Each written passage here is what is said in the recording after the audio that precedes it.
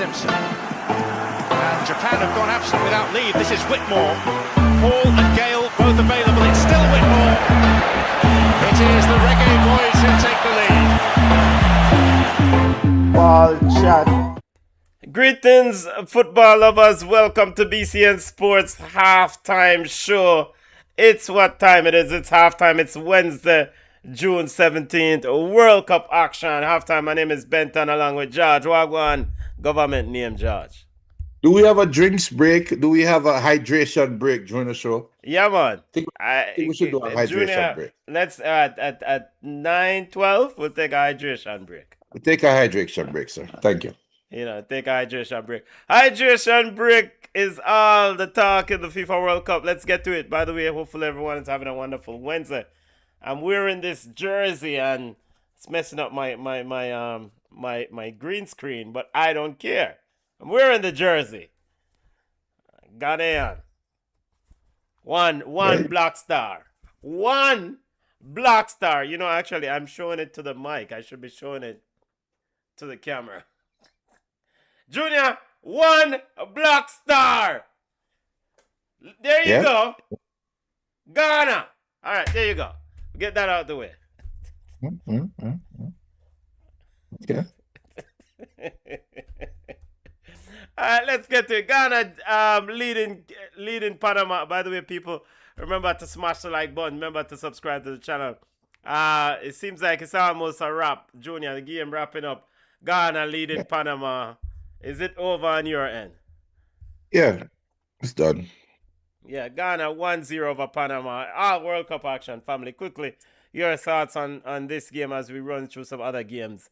1 hour show and other things. I did the watch along for the England game, and the reason I brought up that game is because I said during that watch along, I said, look, this Ghana versus I'm doing something here, but this Ghana versus Panama game is a tricky game. No, I was coming from the perspective that Ghana had a tumultuous lead up to the World Cup, right? They changed their coach. They couldn't stop water from rolling uphill. And that's how bad the defense was. So I thought if Panama came out and played like how Curacao approached Germany, they would have a chance. And so said, so done. I was just surprised at the other end for Ghana and how the man them selfish, man. It's a selfish team. And they wait until the end when they get real desperate to try to move the ball a little bit faster. You can tell they're just simply not used to moving the ball to each other. So it ended up being a good win compared, because after all, it's only Panama. And from the World Cup perspective, I would consider Panama as a minnows. No disrespect to Panama, but it is what it is, right? But they found a way, Ghana, they found a way to still be somewhat threatening in attack while maintaining the defensive posture, and they fought and got the goal at the end. So hats off to them. Good win. Yeah, I mean, match day first week. We're coming up on what? Tomorrow is officially will be 1 week, right? And I think the first game, you never know how you're going to navigate that first game. I think from a Ghana perspective, you get the 3 points. Yes, the criticism around, I mean, there is enough criticism to go around. Probably should not be this difficult with Panama, but I have to give Los Colineros and Panamanian team and coach Thomas Christiansen and Barry Canas and family over there in Panama credit, because they had some chances. Panama really competed, and that's what you want at the World Cup. Now, I know that won't help the Panamanian fans who subscribe to BCN Sports to feel better, but be proud, Panama. I thought they did well. I thought they made CONCACAF proud. Caleb Warenki with the goal, at the 95th minute. Caleb with the goal. Let's run through some other results that took place today. We got a game kicking off at 10 p.m. between Uzbekistan and Colombia, and we do not want to be on this live at 10 p.m. when that game is kicking off. So let's get to it, family. You did the watch along of the England game. I did not see the England game. You can give us a breakdown, Junior's verdict, Junior's report on England versus Croatia. Best game of the World Cup so far. The best game of the World Cup so far, hands down. Now, Croatia, England took a step forward that Croatia could not match in the second half. And I think that speaks to coaching. That speaks to Tuchel. Thomas Tuchel proved himself today to me. I think Harry Kane mentioned it as well, that the coach, the boss spoke to them at halftime and they came out with a different energy in the second half. The first half, it was a back and forth game. It ended 2-2 in the first half. England were in the ascendancy, but they gave up two fairly cheap goals, right? Now, I am going to speak I'm going to try to speak with no bias. Everybody knows that England, I have England pegged as one of the teams that is going to go far. Trying to be as objective and being a pure pundit as possible. I am very impressed with Tuchel's deployment of this English talent. The player that stood out to me the most, though, was Anderson. Anderson ran his socks off today. And completely bossed the midfield. No, it's only Croatia, and it's an aging Croatia, right? But with that being said, running is running. Physicality is physicality. And Elliot Anderson showed that today. Declan Rice, to me, played like a captain, where I'm not going to overstep. I'm going to give Anderson the space to roam. And they played with a sense of identity that I've never seen England play with before. I'm not trying to oversell them, but if they can maintain this level of play, they will be a very tough out.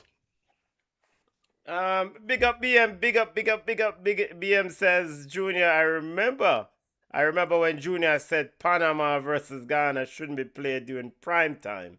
Sir, you were wrong. Well played to both teams. Let me move this comment over. Well played to both teams. I like Panama, but it's not the same old story. A good technical team and likes passes, but lacks the fruitless finishing up front. I think from was it Blaze or Blast? No. The striker, Panamanian striker, I think it's Blast. Retired. They have really struggled up top. So Yeah. but I do expect it's gonna be a tough group to navigate. But again, three teams will advance. You don't need to. Three teams could possibly advance. You don't need to be top two to make it out of the group. So, from a Panama perspective, you go on from this game and try to pick up points in the others. That's pretty much the lay of the land, Back to this England game. England defeated Croatia 4-2.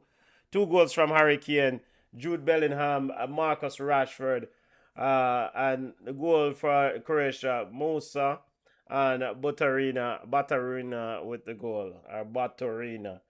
My question for you is that was a situation with England is a bench depth kind of shine through towards to separate them from this Croatia team? No. I think I would even argue that the bench. That's why my statement at the start is, can this England 11, the starting 11, maintain that style of play? Because the bench, once England made substitutions, their play fell off. So no, it's not the bench. It's not the depth of the bench. It's actually England. All right. Anthony Gordon is an enigma, right? The issue with Anthony Gordon is this. Rashford came on and scored instantly, made a difference to the game. Going forward, Rashford presented more of a threat than Anthony Gordon, right? So Apologies to anybody that finds this offensive. But if you are a casual football fan, you're going to think Rashford is much better than Anthony Gordon. And I wouldn't blame you for saying that, right? And in some team setups, Rashford is a better option than Anthony Gordon. But for this English setup, Anthony Gordon is actually a better option because of the way he pressed. And that argument also applies to Madueke on the other side. So you had Madueke and Anthony Gordon. Those were the two wingers that were deployed.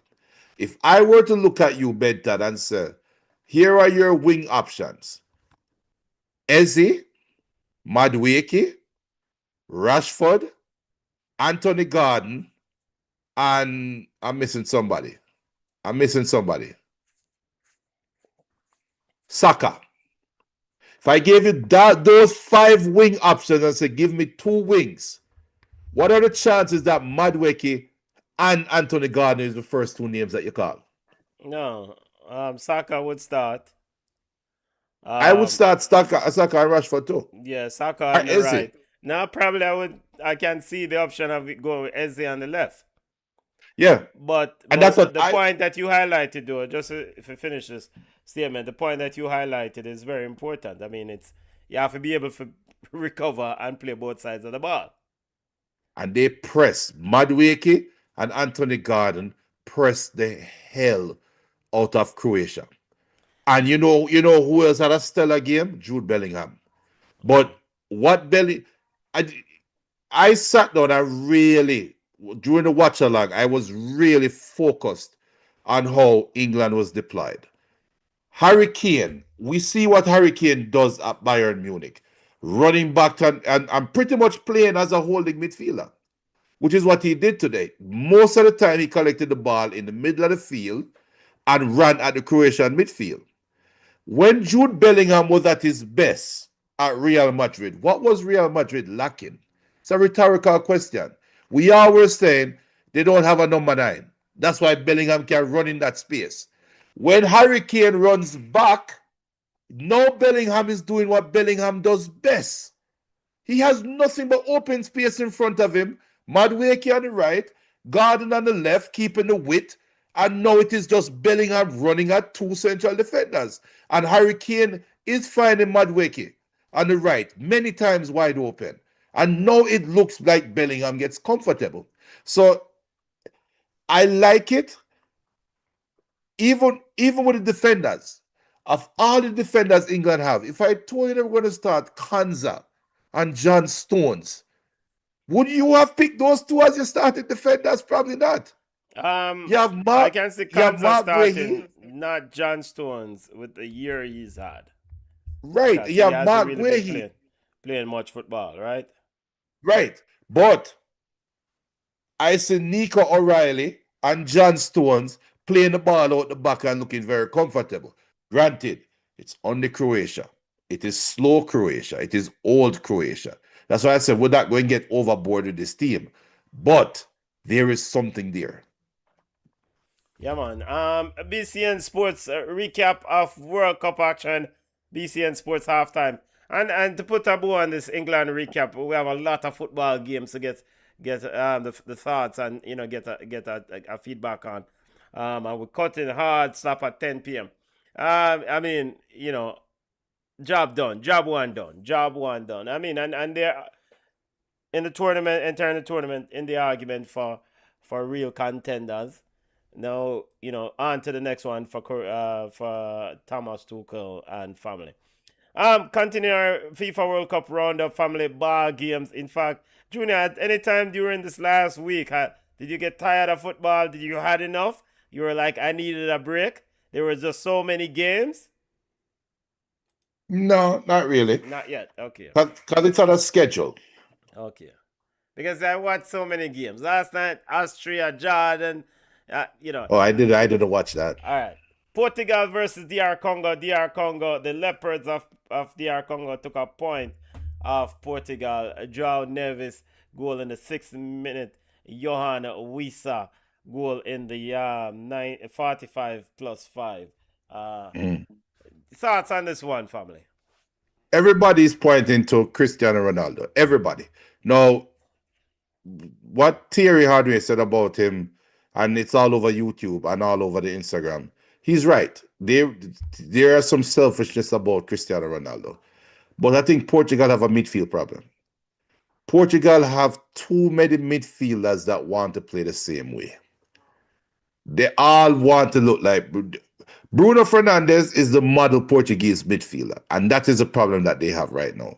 There's no wit, there's no control, there's no constant pressure being applied, there's no constant runs in behind Cristiano Ronaldo, and that's what gave DR Congo the confidence, because Cristiano Ronaldo too old. He's not going to give them a threat up front. He needs the ball to come to him to finish. If he gets an opportunity, he will finish. But he's not, he just can't do it anymore. So I think Portugal is not the end of the world. If you get rid of Cristiano Ronaldo, it doesn't fix the problem. Their problem will still remain. This is not a team. The midfield look nice, but you need wingers. You need balance, and that is what screams to me for this game. All right. So a couple of things regarding this particular team and this game. Portugal versus DR Congo. You know what? If Portugal does not achieve its objectives, if Portugal doesn't win football games, we don't know. We are well aware. Not don't know. We know. So we have quite a few non-Jamaican listeners.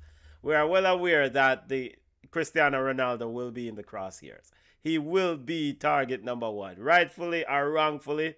It's just the landscape of the things. And Cristiano Ronaldo is a big boy. He's a big man. He can handle the criticism. I mean, he wants to win a World Cup just like anybody else, So I am not gonna, the Thierry Henry identifying things that he did wrong in that game, Cristiano Ronaldo, that is just one expert pointing it out. In terms of the overall play, I really was impressed with DR Congo. I thought that DR Congo, when Johan Wissa is running at a backline in open space, that is what you want from Johan Wissa. That is the type of baller that I think Newcastle signed. And that is the type of player that they hope they get. So a couple things finally on this game. I thought that DR Congo defensively has always been solid since we have watched them play, whether it's through African Cup of Nations, through the CAF, Confederation of African Football Qualifiers. It's not unusual for this team to be very good defensively. It's the same group of players locked in. They know each other. They know what is required of them, and they do it very well. So a point to the big ups. I have to give them a mad shout out. And again, that header that Johan Wissa scored, that was a class header. Excellent. The leaping and then send that in the corner of the box. Ronaldo, and the ultimate question for Portugal has always been for me coming into this World Cup: can Roberto Martinez, the head coach, make the right decisions and have a plan B, plan C in place if plan A is not working? And does Roberto Martinez have the cojones if plan B or C calls for hooking Cristiano Ronaldo to make that decision for the group? And so those are the things that will play out over the next few weeks during this group stage, because Cristiano Ronaldo is a baller. But you have to. Bruno Fernandes took a shot late in 80 something minutes. You need Bruno Fernandes to be taking shots more than that. One shot late in that game, nah. Yeah, Ty Gibbs said them no good period. Yeah. Ty Gibbs said them no good. Expand on that for us, Ty Gibbs. Expand on them no good period. Come on. But I think in the build up to the World Cup, I've always said, like, I can't put on my pot on fire, aka I will not put money on Portugal in any World Cup campaign. They will have to win it for me to believe that they're gonna win it. Yeah. They have to win it first. All right, some other games that took place today. Again, we said Austria defeated Jordan 3-1. We don't have to worry about that one. Other games that highlighted this field so far, Junior, have to look over at France versus Senegal. Kylian Mbappe. 2 goals. A player that have asked a lot of in this tournament. Barcola also with a goal. Ibrahim Mbaye with the goal for Senegal. Your thoughts on this one? 3-1. France. Look, you see Senegal, I mean, talk about Senegal second. You see France coming in on paper, France have the most talented team, right? But if it's one thing we have learned about the World Cup is there are levels. And you say this all the time, we say it all the time on the show. There's levels to this ball game thing. And yes, Dembele win Ballon d'Or. Dembele had a great season last year. Dembele is a baller for PSG. But at the World Cup stage, the lights can be too bright, you know. And what I saw from France, as talented as they are not ready for the video light. They're not. Mbappe is. We know Mbappe is. We know Mbappe pedigree. Olise and Dembele better grow up fast. Fast. Because there were moments in that game where I could, from my armchair coach, big fat sour self position, it looked like they were scared in the first half of the game. It looked that way to me. This wasn't the France I was expecting. I expected the France to come out and run at Senegal. And they didn't do that until the second half, until they got the second goal, and until they start feeling a little bit better about themselves. You could tell they were nervous. You could tell, and I don't know, maybe it's a quarter thing, but Rabiot for the on the field. Kante need to play. Rabiot don't fit that field. And France did not start playing well until Dembele came out of the middle. Till they subbed Dembele. That is a red flag for me. It's a red flag for me. With all that being said, though, they still took care of business and win 3-1. Hats off to them. Senegal showed up. Ismail Sarr forget 20 bucks in their mid back because he had a chance to put Senegal up at the stroke of halftime from the 6-yard line and kick it over the bar. I don't know how he missed that. And if Senegal had scored that goal and took the lead going in at halftime, we would have been having a different conversation right now. Because Nicholas Jackson, as roxy as he is, the man love run tracks. So he must run at the France back line, and they were shaky. It did. So it is. I still think France is the standard bearer, but they're not ready for the video light. The standard bearer, as in the standard bearer and standard bearer in the group, or for the World Cup in terms of favorites. I know Argentina is the champion. I know Argentina look like the champion, even though they're playing against a minnow. But France coming in, everybody expect to win the World Cup. Or everybody expect is odds-on favorite to win the World Cup. Let me press you on that. You just highlighted a couple players that are not ready for the video light. Yes. Olise, Dembele, as you put it. So even with that sentiment, you still have France, knowing that they may have to play a huge role in any sort of... You can't win World Cup without, these two wingers not playing their part. All right. So, odds-on favorite going into the World Cup. I don't think it changes now. Okay. But the difference is, and regardless of what people want to say or don't like him or want like him or hate him or whatever, the difference between France and Portugal and the sentiments other than France winning and Portugal drawing is France have a coach. Been there, done that, knows how to do it. Portugal don't. And people talk about Kylian Mbappe like he's a dictator and blah, blah, blah, blah, blah. We're living in a world now where people look at, I don't know if it's arrogance, I don't know if it's A-type personality, but in competition, and for anybody to have taken part in any sport, that's called leadership, and that's a leadership type. So with a leader like Kylian Mbappe, that one can take a game over by himself, and with the coaching staff, I still expect Olise and Dembele to round into shape. It's just the first game. And this is how high the standard is. They beat the African continental champions 3-1. And I'm talking about them like it's a disappointment. That's how high the level is that we graded France off of it. Let's keep that in mind. So actually, so going into this game, I wouldn't be surprised if Senegal won this game. I actually had this game a lot closer. I am people can call me crazy, but I think Senegal has the talent to win the World Cup and go deep in the World Cup. Yes. No, Yes. Senegal doesn't have the coach. And here is the reason why I said Senegal doesn't have the coach. Papa Touad is the coach at Senegal. And there's nowhere in this world that Nicholas Jackson can play so many minutes after missing so many chances. And you have Ibrahim Mbaye sitting on the bench. You have the number 10 Ngia sitting on the bench. He didn't even play.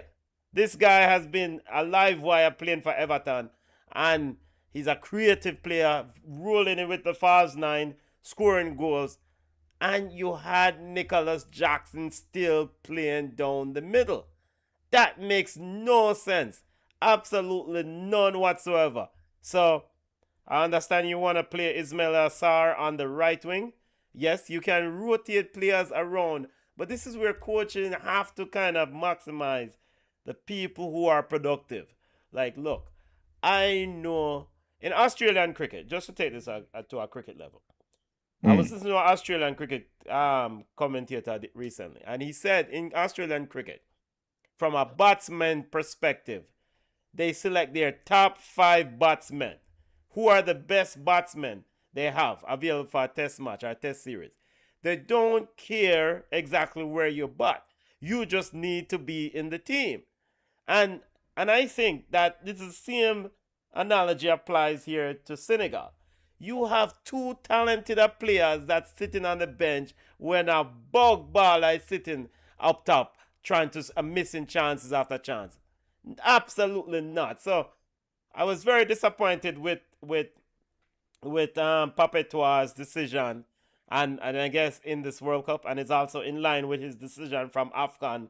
It looked like the man not growing up and not growing up quickly enough in this role. Because if you want to win the big tournaments, the big tournaments, this is where coaches have to evolve and learn on the job. So from a France perspective, you know, I think that Rubio gives Didier Deschamps a bit of comfort in that midfield. There are players that coaches have confidence and rely on, and Rubio is one of those players. The question mark around Olise and Ousmane Dembele, I was a bit shocked with the formation. Doué out left, Ousmane Dembele rolling in, Olise outright. I mean, it's a lot going on right there, so a lot in that middle space going on. And I thought, especially for Olise, a player who is a bit nonchalant when it comes to running back. It's a bit nonchalant coming and running back when Senegal will force you to run back and you not doing that job. So this group is gonna be a very tricky group. So Kylian Mbappe, my big question mark for him and big ask is that can he lead this team to the promised land, so to speak? And good start, 2 goals, good start. Now on that second goal though, I mean, how much do you blame goalkeeper Mendy? Or was that the first goal? The one from outside the box. The second one. But he could have done better. But was that the first goal? I think it was the second one. Yeah. Can't be the first one. Okay, so many. Yeah, you were saying something before we go over to Messi and Argentina. So Messi and Argentina. So you're done with France and Senegal. Yeah. All right, keep it moving. 21 minutes away from kickoff. Colombia versus Uzbekistan. Keep it moving. Yeah. Yeah. So Algeria and Argentina. Yeah. I'm not sure what I saw from Argentina. And let me put it this way. Argentina is another team I'm going to grade. I'm grading Argentina on a higher scale. France, Argentina, and maybe actually those are the only two teams that are going to grade that high. Or have a high metric or a high board to go against. What Argentina did to Algeria was suffocated them. And everybody talking about the Messi hat trick, which at his age, with his ability, what he's able to do with his ability, because he's not as talented. Because of his age, he cannot produce the way that Messi produced years ago, right? So he has to reinvent himself. And Choose your he words is carefully, Junior. I am Choose your choosing words. my words carefully because Choose your words. Donald and company ready for jump at me. But Yeah, I know you what I'm said saying. not as talented. You need to correct, scratch, Then, draw a so line through that. let me put it this way. Let me put it this way. Michael Jordan in 1998 is not as good a basketball player as Michael Jordan in 1992. Okay, fair enough. He's not as his talent. He's not as productive. He's not as explosive. That's the word, explosive. He's not as explosive as he was in 1992, right? But 1998 Jordan is a much better basketball player than 1992, 1991 Jordan. I would say the same thing about Messi right now. And let me put it this way. What Messi knows now about football, if Messi at Barcelona knew what he knows now in football, then people like you and I will be talking about Messi as the best ever. No. Well, it will be You don't. you. It will be you, not me. I I'm good. no. Listen to the statement again. You know. What Messi knows now with football. If he knew that when he was at Barcelona, he would be even that much better of a baller. Yeah, he would, but not. I wouldn't There's still a be having him as the best ever. I would, and this is the Yeah, I reason would. why. There's a Algeria. People sit down and say, "Oh, Algeria, they backed off of Messi, or they eased off of Messi, or they weren't tight on Messi. Oh, they were tight on Messi, but Messi just knows the spaces and knows he's reading the play in such a way that he's actually just it's literally like him stand up and make the space come to him. And McAllister and Enzo Fernandez are the straws that stir Argentina cup. Two of them together, dangerous. Dangerous. McAllister and Enzo Fernandez, dangerous. Yo, it was a joy if you sit down and watch them two that dominate the midfield, brother. But I don't have to be it. BM says Messi is the best ever. A masterclass from Messi. Big up was it Jamcore? Is that Jamcore? I'm not seeing Yeah, that big name up here. Jamcore. Big up Jamcore. Jamcore. Jamcore says Senegal third will actually be a blessing in disguise. Yeah, I guess maybe depending on how there's a message here I forgot to get to pull up. Ty Gill says having the best individual midfielders, full of creativity and quality, and struggle to create passes for Ronaldo. Them no good. Yes, that's Luis Portugal's problem. Figo, Deco, Rui Costa, Bruno no fit the caliber there, and it shows. I agree. I agree. BM says, Junior, I don't think France was nervous in the first half. I think it was arrogance in terms of the start from. All right. So a couple things regarding Algeria, Messi, Algeria versus Argentina. You don't know how it go. Let's be absolutely clear. We don't really want to go around corner and not say it Messi is a baller, an Yes. absolute outstanding baller. I mean, we can slice it, dice it anywhere. Messi does what Messi wants to do on a football field, and that, there are levels to this thing, and Messi is at a different level. Messi is at a different level, and it shows last night in that game. So a couple things. I think the space, a baller who treasures and flourishes in space like Messi, you cannot allow him space. He will kill you. And if it means that Mm-hmm. you need to kick him down, you need to do what you need to do to stop him. There are professional fouls for a reason. You need to do what you need to do to stop him. I thought that first goal where he picked up the ball on top of the 18, where I think the Paul played it to him. The defenders dropped off, and both defenders dropped off. And that's one of the most lethal things you can do with Messi. You cannot drop off. He's going to pick a spot and put that ball in, especially on his left foot. And then the third goal, he picked up the ball at center circle and started running at the defense. Pushed the ball left to our left winger. And then the defense collapsed. And the ball gets cut back across. Well, not a cut, just a horizontal cross. Because it wasn't a cut back.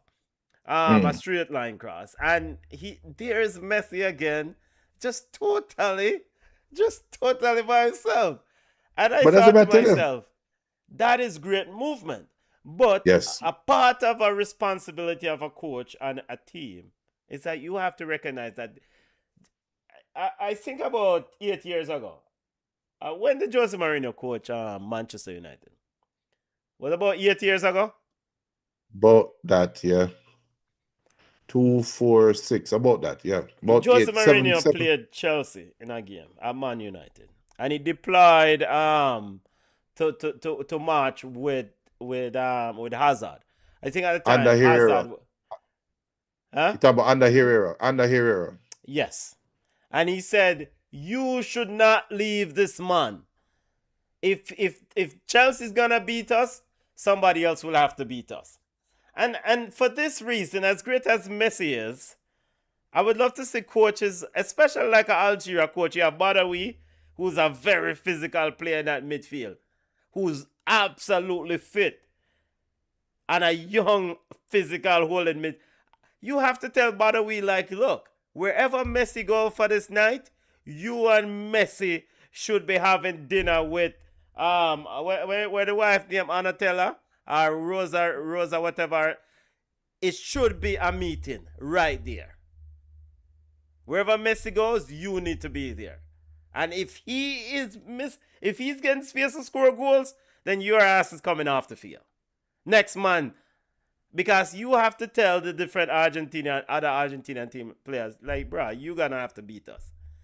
It adds to the complexity of playing a player like Messi, but it also adds to the challenge, add to this lack of the space, the lack of really kind of just delegating a player to say, or two, to say, yo, we are willing to make the sacrifice to make sure that this player does not defeat us. Simple, end of story. But football has changed, though. Yeah. We know football has become a zonal responsibility. Not every team going to play like Uruguay. Because Uruguay will do that. Uruguay will come out and say, every man to man, lock in, lock. Messi is smart enough, that if you have a man marking him, all he's going to do is carry it to another defender and just stand up right there so that his zone another defender and stand up and watch you. And you want to stand up yourself, my brother, stand up. Make That's a fine. decision. That is fine. not fine because now they're throwing off the defense. No, that's so not fine every because team, not every team built that way. that's fine. But if you're telling Bodawi, if you are in my space, if 5 of us are in this space, Bodawi, your still responsibility is Messi. You're not worried about space. You're worried about Messi. Wherever if he goes to the toilet, you need to be there, right there with Messi. That is simple. And this idea that Messi's a baller, but yo, I mean, come on. If you give him room to do what he wants to, and maybe I'm belittling a little bit because he's a general. But also, the cult Messi people then will say, boy, yo, nobody can stop the ball and Ray. We have seen Yeah, but people I'll go do that it. far. I We have won't go seen that people far. do it. So, Yeah, I won't go that far. so. He, we're not going to say anybody stop Messi in the first round. No, not in that game against Algeria. Not Not and They not in play that group. Austria and Yeah. Jordan, no. Yeah, not But not when they not reach in that group. second round, In fact, you it's a probably don't different, need Messi in a jaw game against Jordan. And I think that's right? probably the smartest thing Scaloni did last night was just hook him. The game is done. You don't need him anymore. He scored his hat trick. Curtain call. Come all a seat. Because this baller, It you have to protect him. You the have to thing protect him. the thing with Argentina for me is McAllister and Enzo Fernandez. The two man them defensively them solid. Going in attack them solid. They control the whole field. And there's a chemistry there amongst those two and Messi, who's supposed to be a striker. And Messi just fall back right in the 10 position. And they have DePaula run off of them. It is there's a kind of they're so dynamic, but I see where Argentina can be had. But it's going to take a team with some real balls for really go at Argentina, attack them down the wings. Because you're going to leave yourself wide open to the counter attack. And that's where they can be deadly. So we'll see. And I mean, Algeria, credit to them. The way they approached the game, they played well. In spurts, they actually had a goal ruled out. So credit to them um, for competing. But like I said, levels to this thing. People remember to smash the like button 15 minutes away from Uzbekistan versus Colombia. All right, Norway versus Iraq. We're not going through all games. We're just highlighting some games. Junior, quickly, your thoughts on this game. Norway show what they can be. And people will say, oh, the two goals them from the Viking, buck up goals. The first one is a very good goal, a very good run, very good cross. The second one, yeah, the goalkeeper made a mistake. But Holland just have a knack to find those goals. And they're going to be a tough out. Now, I looked at my bracket, and Jamcour said Senegal third place might be a blessing. No, Jamcour. Because if Senegal, whoever finished third in this group, more likely playing against England if England finished first in their group. It's Senegal don't fine. want. It's fine. I think I would take Senegal versus England any day and twice on Sunday. Let's go. Okay. Long as Okay. long Well, as Papetois don't do foolishness. Let's go. all right. So that means Norway finished second in the group. Then that means you have Norway beating Actually, I Senegal. think the way I had the group break, I had Senegal twice, right? Senegal second. I think everybody have Senegal second. So, No, I but mean that's the we can thing. pull up the tape. We don't know. No, but that's the thing, though. I have Senegal finishing second, Yeah. and then they will play Ivory Coast. With the way all my groups set out, they'll play Ivory Coast next. But that's Norway to me. A little bit of fool's goal. They're very nice going forward, very dynamic. But if you cut off the wings and starve Holland, they can be had defensively. No man, Norway's a good side. I think I probably even have them second. I would have to go back and check, but I think so because I was complaining about Papetois decision. Um, BM says people criticize Mbappe for having too much power in his team. However, Messi gets a pass for the same thing. How can a coach publicly say he has to consult a player before making any team's decision? Scaloni bug of the week. Levels to this thing, man. Everybody know them Um, rule. I think that sort of relationship, ideally, ideally you don't want to have this is my 2 cents on it. Ideally, you don't want to coach a consult no man about nothing. You just make your decisions and keep it moving. But I've recognized and I've accepted a long time ago that, as long as you're winning football games and this player is contributing, and a huge part of winning football games, you're going to talk to him. You're going to, because you want to keep this player on the same page as you. The problem with Roberto Martinez and Portugal is that he's not winning looking like he's going to win a World Cup. And so he has to make those decisions. Should I bench Ronaldo or should I continue play him or do something different? Scaloni will ride that horse as long as Messi has produced and they won a World Cup. So he will ride that horse. But okay, but then Messi and Ronaldo's personalities are two different things. You think an Argentina player can look at Scaloni and give him a bad look? Does Scaloni strike you guys as somebody that, for me, when he said that, and again, going back to the Jordan reference, that's like Phil Jackson saying, before I went and signed Dennis Rodman, I had to make Michael Jordan know. You think Ron Harper can look at Phil Jackson and say, brother, I'm not playing today? Yeah, I feel Phil Jackson came like Batty. And that's what Scaloni is to me. But versus... it all depends on if Scaloni falls out with Messi. No, I don't think so. I think Scaloni has established himself with his team. I think so. I don't think Roberto Marti. Same thing like with Deschamps. Deschamps of course I think so. I think Deschamps and Scaloni have established themselves with the team, and the team has established themselves with their star baller in Messi and Mbappe. And them respect the lines. I disagree on that one. I think right now, tomorrow morning, Scaloni piss off Messi, and some of the ballers them upon the team say, yo, what you dealing with? You this the baller. Kicking out body Scaloni. Okay. I don't see the same thing happening in France though. Hell no. I don't see the Hell same no. thing that, but hell no. I don't see the same thing happening, you know. And for those youngins out there that don't know, go look up Didier Deschamps when he was a player and look at the team that he was at. Yeah, you're crazy. You know.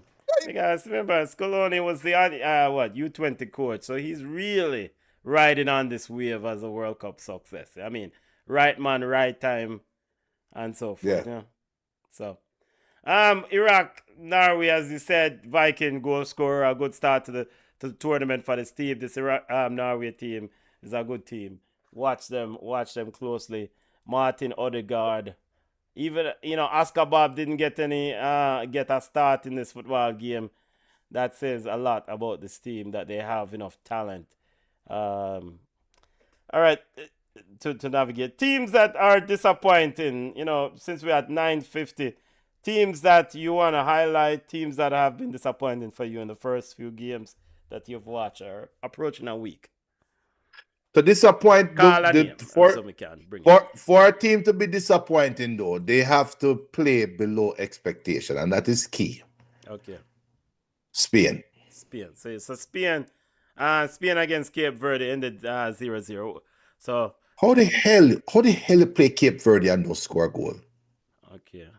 And what was the issue from your vantage point? Slow build up play? It's just Spain being Spain. You know, the 2010 World Cup, that's when they won the World Cup, right? Yes. That World Cup has tricked the world to think that is Spain. People seem to forget. Take 2010 World Cup out of your judgment of Spain. And what is Spain?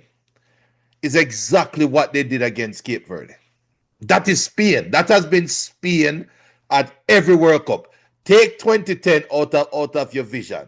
Take Iniesta finishing at the back post away from your decision making. This is Spain. This is Spain. This is traditional Spain. And you said it at the start of the World Cup, where you remember Spain and ugly jersey. So it's just Spain being Spain. So maybe I shouldn't be disappointed, but I am disappointed. So they have a huge game on Sunday against Saudi Arabia, who took a point off Barcelo Bielsa Uruguay in their opening game match. And the fact it's a huge game, it's just funny to me. I don't think it's a huge game. And the reason why I said a huge game is this. All right, I know Saudi Arabia defeated Argentina in the last World Cup. All right, fine. You had your moment in the light. I didn't expect nothing from you, Saudi Arabia. I said, okay, this is it. Let's, you celebrate, you win, and you go on your merry way. But the Saudi players, I said, hey, hell no. I mean, that game against Uruguay, they led 1-0 for a large part of the game. They will try to sneak a goal, get a goal, and they will defend till the death. And against a slow build-up Spain, it could be problematic, especially if they score first. Saudi Arabia, that is. Yeah. Can they score first, though? Will they have the ball to score first? And don't forget what happened the last World Cup. Soon as they beat Argentina and get the free kick, the bottom drop out. Yeah, but We don't I get the think bottom the drop out again. Argentina victory, Junior, don't you think that Saudi Arabia players probably looking at him like, yo, brother, we beat the world champ. Why can't we beat other teams? I don't think they're looking at it that way. They know that they are World Cup fillers. They catch a one side napping and bust their ass, get some free care and feel good about it now. So I don't think they're approaching it that way. I really don't. Before we exit stage left, this Lionel Messi red card thing, we never touch on it. Quickly, your thoughts. ESPN has been all over this. It's not really discussing some other space, but BCN Sports, fair and balance. Should Lionel Messi have gotten a red card for this step on the back of I think it was it I can't remember the player name. If it was an Algerian player that stepped on Messi, it's a red card. But because it is an Argentinian defending World Cup captain stepping on the back of a Mino's foot, it's accidental. You want fair and balance, that's fair and balance. That is the reason why. That's the reason why, though. Brother, just, you know what? Everybody run down Messi for him jersey. You can go home with his studs on your foot back and show your kids, this is where Messi stepped on me. I have fun with it. Should it have been a red card? Yes. The question though is not how. I want to know when the VAR ref saw that, how much pressure did he feel to hit the buzzer and buzz out to the ref and to look at flagrant play? How many times have we watched that game and a play happened and we have no clue why them buzzing down until them show a replay? I say, oh crap, I never saw that. So you can tell me this one time the VAR ref did not see that dangerous play. Come on, man. But it is what it is. And all right, and so I am always on this thing about referees are humans, they make mistakes, etc., etc. This is why we have VAR to rectify some of these issues. And the player is Monday leg. Now, it's not good for the sport when the star baller gets calls like this. It's not good for the sport. And if the sport is, because there's some group or people, literally will say, well, what is the issue with that call? Not even a yellow card. It's not good for the sport. And there's no baller that is bigger than the sport of football. And so it's imperative that when you have these global events, or whether I recognize that certain man can get called, but you have to be fair in what is being asked of people to support this product. Yeah, man. Yeah, man. So no card for Messi for that one. So that was also a big topic of discussion. Um, Before we go, Neymar is back in training, Junior. The baller is back in training. He returned to practice. Brazil versus Haiti on Friday. Watch along. We're going to kick off probably about 8:45 there. About Junior is over there gathering his thoughts as I already have my thoughts. resize this image. I know what I'm going to. I know. I have my thoughts already. You ready for my thoughts? Wait, let me before you do that, let me resize this image so I can get Neymar on screen.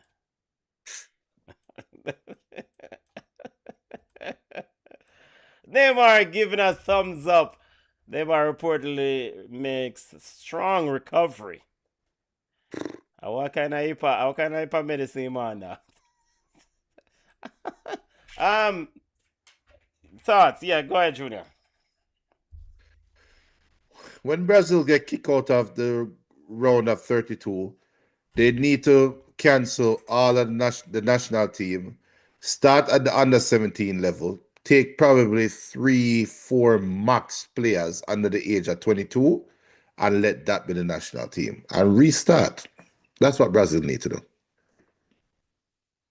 That's it. Yeah, yeah. Leading up to It's a long shot to win this World Cup. Long shot do what? to win this World Cup. Long shot. I saw an No. odds that has Brazil at 8% chance. Win? Can they? It's probably 8% to win the group. It's to win the World Cup. If Haiti shows up and plays confident defense, they can hold Brazil to 0 goals. It would be a physical game, and that's for certain. But the question is, would Frenzy Perot score? Or that's will why I he said just throws himself? Well, is it? Well, the other one. says here, Brazil sweat over Neymar's availability for, wait. Iron debut versus Scotland, so he won't be back for Haiti. I told you we talked about it right before the World Cup. And I said if a report came out or if the news came out that Neymar was going to play for Brazil, that's more desperation than anything.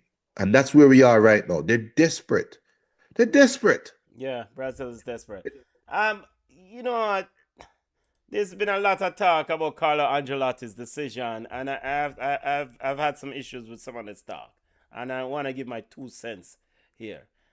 Carlo Ancelotti, and I know we're pushing up against the clock. Game is actually kicked off. I want to go watch the game, and watch along tomorrow. Mexico versus South Korea tomorrow also. So people watch along tomorrow even. Mexico versus South Korea, big game. Carlo Ancelotti got a lot of praise in that Brazil versus Morocco game for moving Rafinha to the right wing. Rafinha started close to Vinicius Jr. Both of them almost crowding on the left side of that field. And Carlo Ancelotti, I've heard other pundits giving Carlo praise for doing that. And I think that Carlo drinking mud piss puss for not starting out that way. That is the way you should have started. So Carlo should not get any sort of accolades and, we saw what Carlo did. Because he moved that is expected. Rafinha on the right or Vinicius on the left are one. They should not be in the same zone. They should not be in the same area. Carlo Ancelotti still left Isadora Thiago on the field for so many minutes. Crazy thing. So watch along coming up. Junior, World Cup hot. The games are hot. Mexico, South Korea tomorrow. Japan, Czechia. Switzerland and Canada, Qatar and Bosnia all on a single point in Group B. Junior, big up to the Qataris. They got a point at the World Cup. Yep. What do you make of Switzerland? It was just opening day, sun had problems. This group is the most meaningless group. You asked about Switzerland. But Side Switzerland better. should not be struggling with Side bet. Qatar. But there's a reason why they struggle with Qatar. Can they all? Yeah. Am I lying, sir? Yeah, they are all. They are all. So what we're talking about? What we're talking about? Yeah. Well, just because you're But we Switzerland, saw old Messi scored a hat trick, Junior. yeah, because of how the players are deployed around him. It's a difference. Okay. It's a difference. I'm sorry, sir. Nah. Switzerland. This is the most meaningless group in football. This group right here. Sir. Switzerland, and cool. And again, I cannot emphasize enough the celebration, the goal scored by Boalem, the captain, was Qatar picked up their first point at the World Cup. Over in Group C, Junior, Brazil is second to last. Scotland is on top. Of course, they defeated Haiti, Morocco, Brazil, and Haiti. Your thoughts on Morocco in Group C? Morocco have the same question like with England. Can they maintain their high level of play? Because what they showed against Brazil was high intensity, pressing Brazil all over the field. Can they do that for 90 minutes? No, it's possible, and I know we're up against the clock, but something that we didn't talk about as much. The hydration break affords these teams the opportunity to play harder. Yeah. And anybody out there that want to come to me and say, well, it's only a 2-minute break, that don't make a difference. You have never played a sport in your life. Yeah, man, hydration break is foolishness. That's only foolishness. Virgil van Dijk came out against them. Yeah. But Benton, think about yourself when you were fit, like really fit, and a play ball. Junior, I am really fit, man. Come on. When you were younger and really fit, when you're younger, and you're ready to play 45 minutes. If you could play 22 minutes at that 45 minutes and rehydrate with electrolytes, what would be that next 22 minutes for you? Will it be I played 22 minutes and I'm playing with 22 minutes of strain, or will it be like a starting over or closer to your starting over? I'll tell you right now, for me, when I'm hundreds of pounds ago, it will be like I'm starting the game all over again. Yeah, man. Yeah, the hydration breaks. It's crazy. It's foolish. Yeah, and you pointed this out. Hydration break when it's 70 degrees. 70 degrees. 70 degrees, bruh. Brother, you take hydration break at 17 degrees. 70 degrees Fahrenheit. Come on. BM says, so is it safe to say Ball Chat is no longer feeling the blues? Yes, I think so. I think it's safe to say that. And the reason why BM is because we've seen a diverse football game. It's not the same, everybody playing the same 4-3-3 formation and it's boring. You're actually seeing different styles of games, different style of play, different approaches, different formations, different intensity, different areas of focus. It's refreshing. It is. I will say though, and we'll drill down on this in more shows and we'll probably watch alongs. A lot of these teams, side to side pass, right wing, left wing, swing in the box. This is the age of this pass to pass, side to side, right wing, left wing, swing in the box. Nobody not pass down the middle anymore. Yeah. I'm tired of seeing this. Everybody, you pick up a ball, go back, then rinse, repeat, and wingers who keeps going back.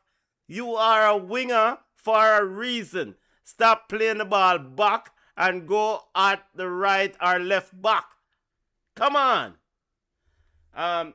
Junior, Group E, Germany, Ivory Coast, Ecuador, and Curacao. Germany 3, Ivory Coast 3, Ecuador, Curacao, both on 0 points. You know what? Credit to Curacao. They did score. They scored at the World Cup. They scored at the World Cup. Smallest nation, they actually received the Guinness Book of Record for the smallest nation to compete at the World Cup. So big up to them. But um, levels to this with that game against Germany. And Junior, that's another record, right? Is Germany the only team to give two teams 7-1? The identical score, 7-1? And you know what? Ivory Coast victorious, and so looking forward to that game. Watching in Group F as Junior drink water. Netherlands, Sweden. Talk to me about Japan as Junior gives the middle finger. Sweden, yo, this Swedish front line. See, Sweden's manager has found a way to get his two most lethal players. Put some respect on his name, sir. Not Sweden manager. What manager? Ask, come on. Come on, friend. Ask, come on. Let me pull up the Swedish manager. Really? Graham Potter. I forgot about him. Oh, Lord. No, this cannot be that important. No, weird. This must be an illusion. This cannot be real. I totally forgot that Graham Potter is the coach over at Sweden. Graham Potter has reinvented himself and is now Graham Potter is looking at Sweden and saying, I have Alexander Isak and I have Gyökeres. I am not playing 4-2-3-1. I am playing 4-4-2. And we're giving them the space to run and be themselves. It's that simple. Nothing changes. Simple football. Graham Potter has learned. Well, learn. Let's not get. Speaking of learn, coaches from beyond, coaches from beyond. Julian Lopetegui Jr. is the coach of Qatar.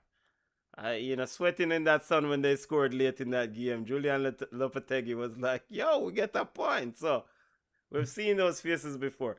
But what about Carlos Queiroz? Carlos Queiroz, coach of Ghana. Yeah. But Netherlands and Japan. What? Any concern about the Dutch team? No, because eventually they're going to get physical. And I think Netherlands would right their ship. And I think Netherlands will right their ship against Sweden.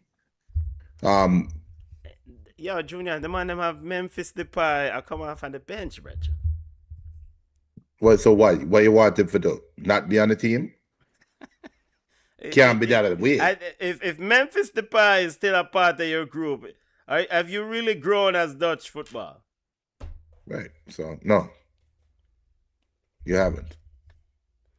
Time for Goma we had. Group G, New Zealand, Iran, Belgium, and Egypt all tied on a point apiece. Another meaningless group.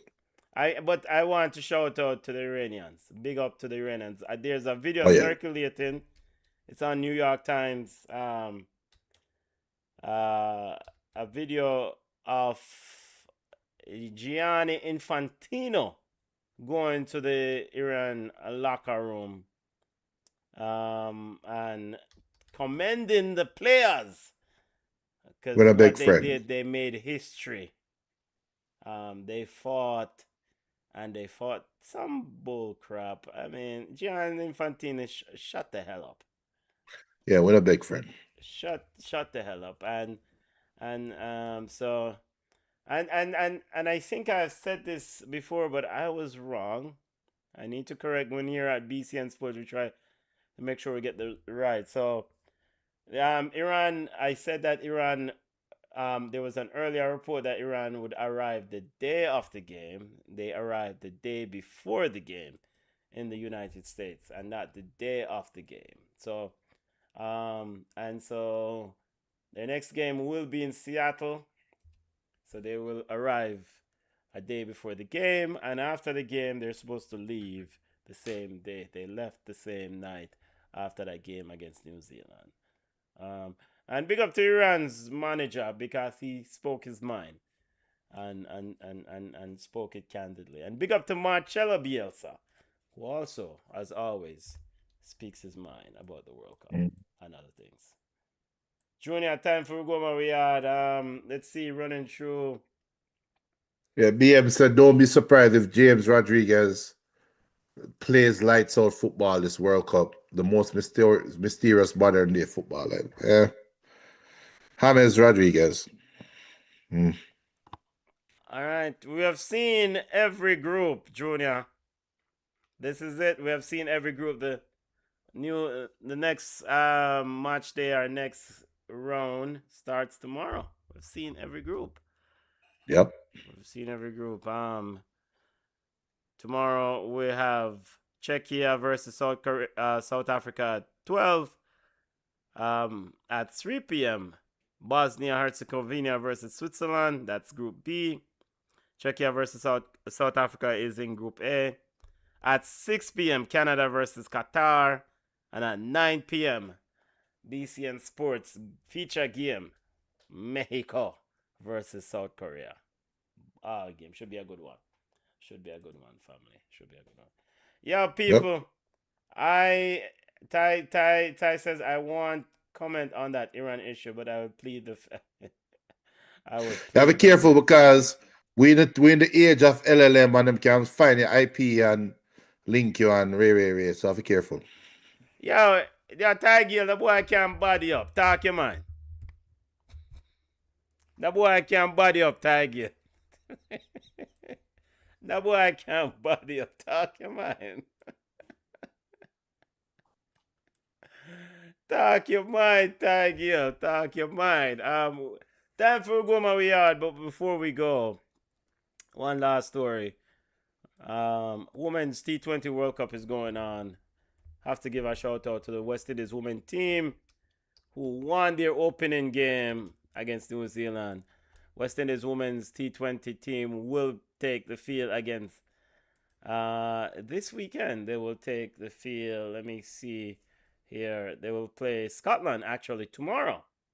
West Indies women will play Scotland at 1:30 p.m. So, yo, tomorrow, if you have Willow TV, check out the women's T20 team. They started the women's T20 World Cup with an impressive 7 wickets victory over New Zealand, the defending champs. They will take on Scotland tomorrow at 1:30 p.m. Yo, I that you know. Tiger saying nah, talky man. Nah, talky man. I'm afraid like pussy. Tiger said afraid like pussy. Yo, people, have a wonderful Thursday. Junior, I that you know. Talk what you want to talk before we take out yourself, yeah, bro. No, I'm done later. All right, family. Uzbekistan versus Colombia going on. I think it's 0-0. Is it 0-0? Yeah, I think it's 0-0. Yo, tomorrow 9 p.m. Mexico versus South Korea kicking off at 8:45. Look more, family. Bless up on yourself. Later. Yes, sir.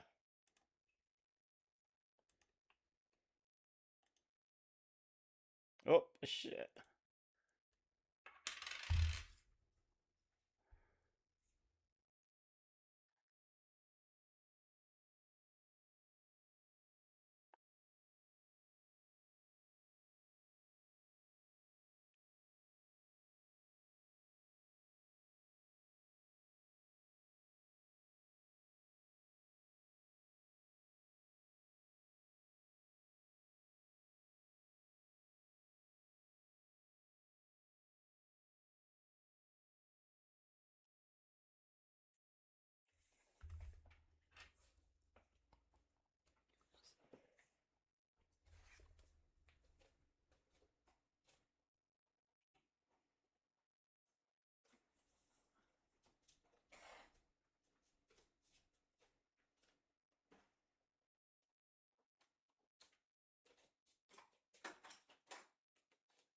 goals there.